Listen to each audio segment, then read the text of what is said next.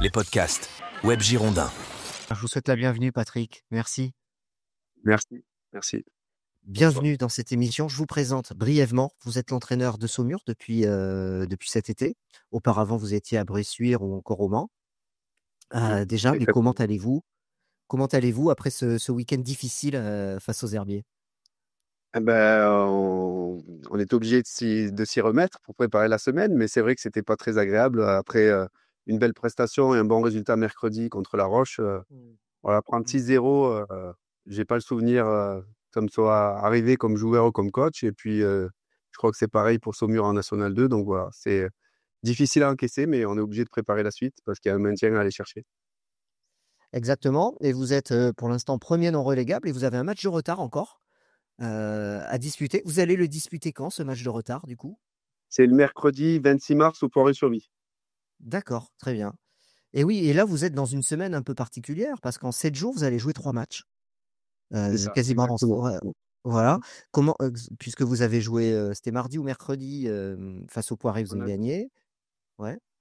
on a joué samedi dernier contre Bourges. On avait perdu 1-0 après un match très équilibré et avec beaucoup de dépenses d'énergie. On a battu La Roche le mercredi qui a suivi, 1-0. Pareil, avec un énorme match, en tout cas à notre niveau, nous, en mettant beaucoup d'intensité. Et puis, par contre, absent des débats aux herbiers, physiquement et puis mentalement, ça a été trop compliqué, ça allait trop vite pour nous. Du coup, comment vous abordez ce déplacement à Bordeaux? Ben, euh, on va déjà se remettre en forme physiquement pour retrouver du jus.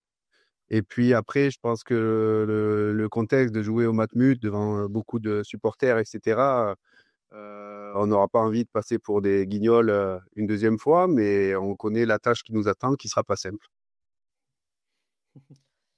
Joe, tu as une question pour le coach? Je sais que tu as analysé cette équipe de Saumur.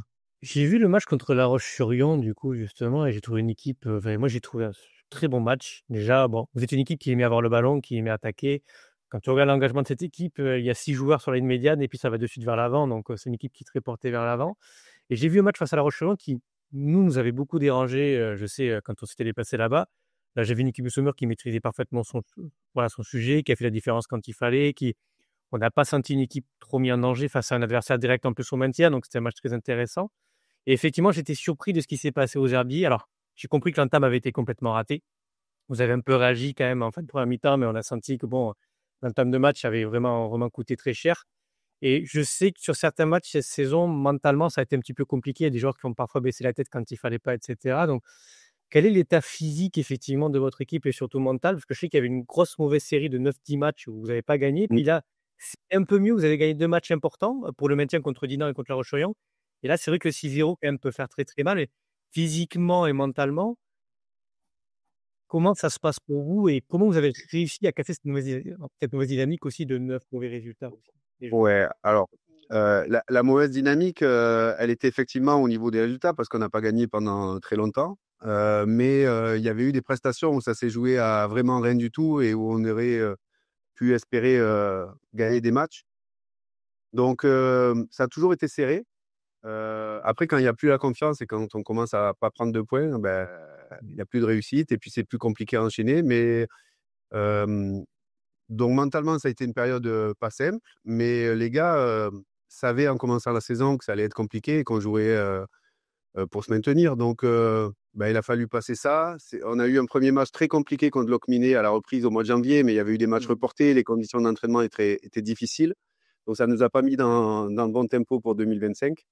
Mais derrière ça, par contre, il y a eu une prise de conscience collective, beaucoup d'efforts, beaucoup de solidarité. On a fait des vrais matchs, mis à part les Herbiers, mais qui étaient dans un contexte particulier, avec beaucoup de fatigue et un but qui a encaissé à la première minute qui nous a pas mis dans le bon sens, quoi. Donc voilà. Mais après, bon, on est prêt à jouer à la dernière minute du dernier match, à jouer un maintien. Donc voilà, on a un groupe qui est préparé à ça. Et donc mentalement, on n'est pas affecté par des périodes qui peuvent être difficiles. On sait que c'est le lot d'une équipe qui joue le maintien. On est prêt à ça. Il y a un petit électrochoc aussi, juste un peu, il y a un petit peu Camerdi au Saumur avec Bout, notamment contre Dinan. Je crois que vous le mettez sur le banc et il rentre, il met 3 buts, si je dis pas de bêtises. C'est quand même un choix fort parce que Bout, c'est votre meilleur buteur, enfin, un joueur qui est assez mythique dans ce club. Et décidez à ce moment-là effectivement de le mettre sur le banc, c'est là que vous cassez la mauvaise dynamique en gagnant contre Dinan. C'est un choix qui est difficile à faire pour un coach au départ ou... Ben, difficile, oui, parce que c'est quand même notre meilleur buteur depuis des années. Et puis, c'est quelqu'un qui est capable de faire basculer des matchs. Donc, on hésite toujours. Mais après, sur ce match-là, c'était très adapté à la situation, en tout cas pour moi. Et puis, ça a réussi. Donc, voilà, il faut que ça dure après. Il faut que l'investissement du joueur qui s'est remis en confiance, du coup, parce que quand on est dans une période, c'est quelqu'un qui est comme beaucoup de joueurs, mais qui a une envie de gagner décuplée, qui a un gros ego, c'est un vrai bon joueur.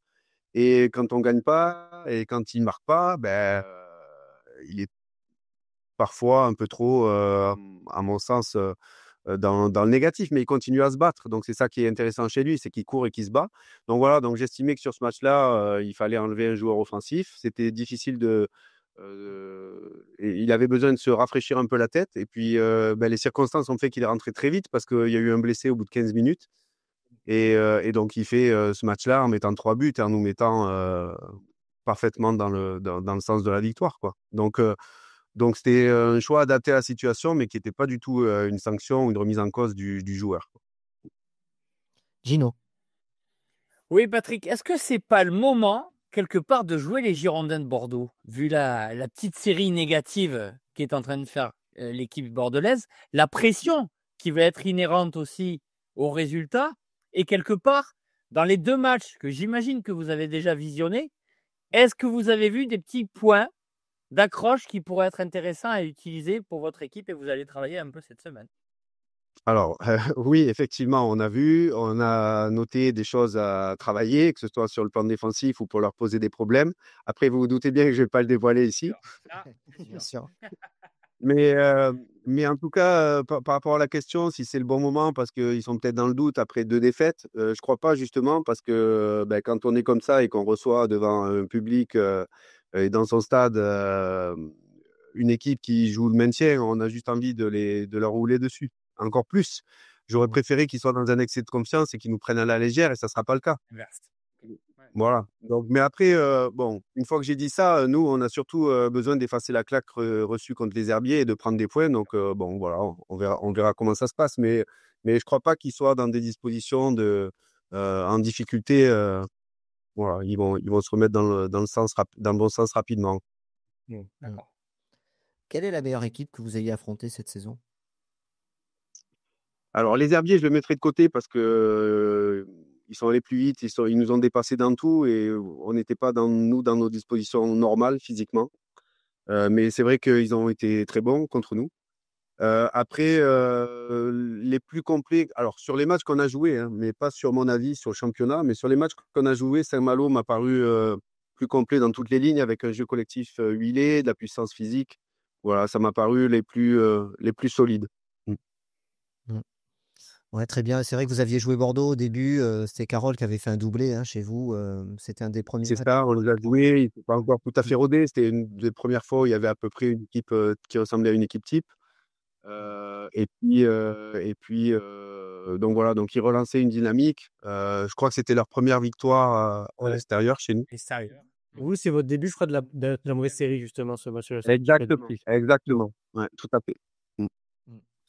On avait marqué à la fin du match, 87e minute. Oui, c'est ça. Ouais, on égalise sur penalty à 15 minutes de la fin et puis il marque à 5 minutes de la fin par un doublé d'Andy Carroll.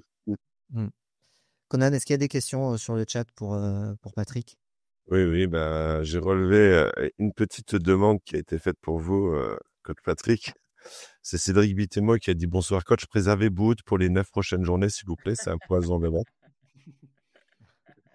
Non, désolé, ça sera pas possible. C'est une équipe qui frappe beaucoup au but, et notamment Wade Wood. Dès qu'il a une possibilité, tu vois très bien que ça part, en fait, et du coup, que ça frappe. Et c'est une équipe qui est offensive. Et je trouve que vous frappez beaucoup au but. Moi, de ce que j'ai pu entrevoir, du coup, je trouve je vois souvent des frappes dans vos matchs comparé à d'autres équipes qui ont du mal qui hésitent un peu à frapper. Vous, j'ai l'impression que les attaquants, que ce soit Bout ou Boueni aussi sur son côté, dès que ça peut, ça y va, quoi. Moi, j'aimerais encore plus, surtout quand on rentre dans la surface, qu'on déclenche un peu plus vite parce qu'on a des joueurs très créatifs qui arrivent à se créer beaucoup de situations. Et c'est vrai qu'on a des joueurs capables de marquer en dehors de la surface. Mais voilà, parfois on fait des très bons enchaînements collectifs. On arrive près de la surface et ça tarde à déclencher. Donc, je suis d'accord avec vous, mais j'aimerais encore plus. Bon, bah, écoutez, oui, vas-y. J'avais une petite question derrière pour compléter avec une question quand même, qui est de Juliane qui vous demande quel est votre profil de coach en fait que vous êtes? Quel style de coach que vous êtes, je pense dans le jeu aussi, dans la manière d'être avec les joueurs?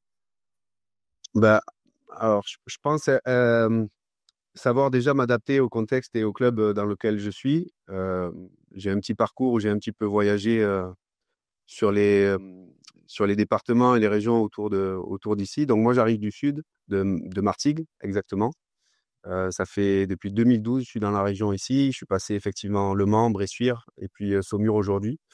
Et à chaque fois, c'est de s'adapter au contexte où on est et puis aux joueurs qu'on a à sa disposition. Je n'ai pas été pour l'instant avec des moyens qui me permettaient d'avoir et de mettre une idée de jeu idéale avec les joueurs que je choisis. Je me suis plutôt adapté pour à chaque fois tirer le meilleur parti de ce qu'il y avait. Donc voilà, donc aujourd'hui, c'est plus d'avoir cette expérience-là, de s'adapter, et d'essayer en tout cas de tirer le maximum des forces en présence. Mais Patrick, d'avoir une continuité quand même sur Saumur, sur ce club-là où vous venez d'arriver, c'est d'avoir je l'espère. Il y a beaucoup de choses à faire, à construire chez les jeunes. Il y a des installations qui sont de qualité, mais qui demandent à être mieux utilisées, améliorées.